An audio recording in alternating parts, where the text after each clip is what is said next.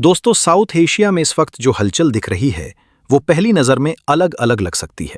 कहीं डिप्लोमेसी की बातें, कहीं हैंडशेक की हेडलाइंस और कहीं पाकिस्तान के भीतर बढ़ती हिंसा। लेकिन अगर इन सब को अलग अलग घटनाएं मानकर छोड़ दिया गया तो असली तस्वीर वहीं छूट जाती है। क्योंकि आज की ये चारों खबरें मिलकर सिर्फ जानकारी नहीं देती, ये एक बड़ा सवाल खड़ा करती हैं। क्या साउथ एशिया में पावर बैलेंस एक बार फिर भारत के पक्ष में आता हुआ दिखाई दे रहा है? और यही वजह है कि दिल्ली इस वक्त हर जेस्चर, हर बयान और हर आंकड़े को इतनी बारीकी से पढ़ रही है। और जैसे जैसे वीडियो आगे बढ़ेगा, आप खुद समझ जाएंगे कि ये हलचल सिर्फ आवाज नहीं, बल्कि आने वाले युद्ध की चेतावनी है। ये संकेत है भारत की बदलती हुई ताकत की। दोस्तों, पहली खबर हमें बांग्लादेश से मिलती है और यहीं से साउथ एशिया की पूरी कहानी थोड़ी दिलचस्प हो जाती है। बांग्लादेश की इंटरिम गवर्नमेंट के चीफ एडवाइजर मोहम्मद यूनुस अचानक सार्क स्पिरिट की बात करने लगे हैं।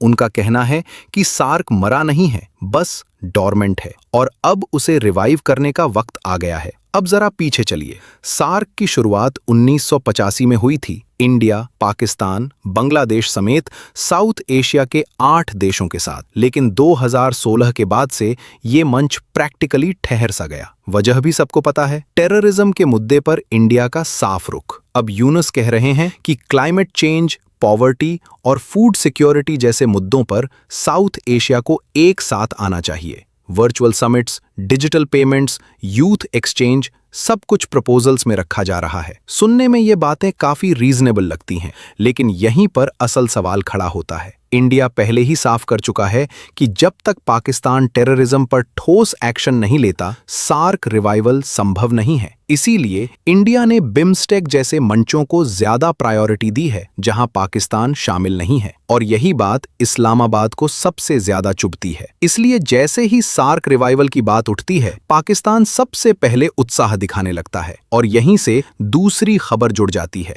दोस्तों, दूसरी खबर देखने में भले छोटी लगे, लेकिन नैरेटिव के लिहाज से काफी बड़ी कहानी कहती है। ढाका में एक फ्यूनरल के दौरान इंडिया के external affairs minister S Jaishankar और पाकिस्तान के स्पीकर के बीच एक ब्रीफ हैंडशेक हुई। एक बिल्कुल रूटीन प्रोटोकॉल मूवमेंट, सिर्फ डिप्लोमेटिक कर्टसी के तौर पर। लेकिन यहीं से कहानी का मतलब बदलने की कोशिश शुरू हो गई। पाकिस्तान मीडिया ने इस हैंडशेक को ऐसे पेश करना शुरू किया जैसे इंडिया पाकिस्तान रिलेशंस अब थॉ होने वाले हों, और यहीं पर ग्राउंड रियलिटी को समझना जरूरी हो जाता है। फॉर्मर डिप्लोमैट सुरेश के गोयल इस पर साफ शब्दों में कहते हैं कि पाकिस्तानी लीडर्स इंडियन लीडर्स को स्टॉक करते हैं और हर छोटे जेस्चर में उम्मीद ढूंढने लगते हैं। अब सवाल उठता है, ऐसी उम्मीद आखिर आती कहां से है? क्योंकि ग्राउंड रियलिटी इसके बिल्कुल उलट है। पहलगाम टेरर अटैक, 26 सिविलियंस की मौत, ऑपरेशन सिंदूर और टेरर कैंप्स पर स्ट्राइक्स, इन सब के बाद इंडिया का मैसेज बिल्कुल साफ है।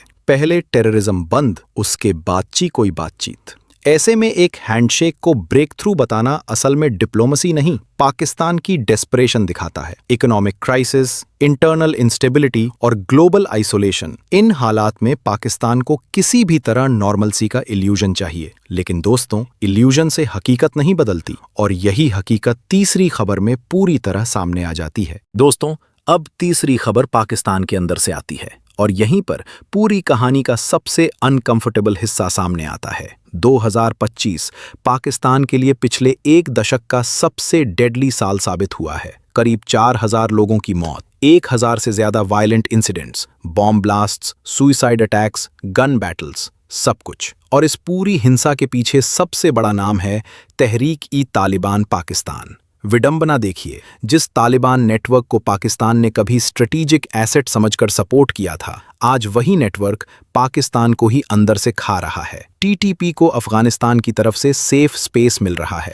ड्यूरैंड लाइन को न मानने की जिद, advanced weapons, drones, night vision equipment, ये किसी लोकल इंसर्जेंसी की तस्वीर नहीं है। ये एक फुल फ्लेज्ड मिलिटेंट इकोसिस्टम है। और नतीजा ये है कि पाकिस्तान आज दुनिया का दूसरा सबसे टेरर अफेक्टेड देश बन चुका है। इकोनॉमी कोलैप्स की कगार पर है। बॉर्डर ट्रेड ठप है, रेफ्यूजी क्राइसिस बढ़ रही है, हर तरफ प्रेशर है और इसी प्रेशर में पाकिस्तान बार बार इंडिया पर उंगलियां उठाता है। लेकिन दोस्तों, सच्चाई इससे अलग है। पाकिस्तान आज अपने ही अंदर पैदा हुए टेररिज्म से निपटने में नाकाम होता दिख रहा है और इतिहास यही बताता है, जब कोई देश अंदर से कमजोर होता है तो वो बाहर नैरेटिव गेम्स खेलने लगता है और यहीं से पूरी कहानी की आखिरी कड़ी अपने आप जुड़ जाती है। अब जरा चारों खबरों को एक साथ रखकर देखिए। सार्क रिवाइवल की बातें, एक हैंडशेक को सिंबल बना देना, पाकिस्तान की इंटरनल कोलैप्स और टेररिज्म से अटेंशन डाइवर्ट करने की कोशिश, ये अलग अलग घटनाएं नहीं हैं, ये एक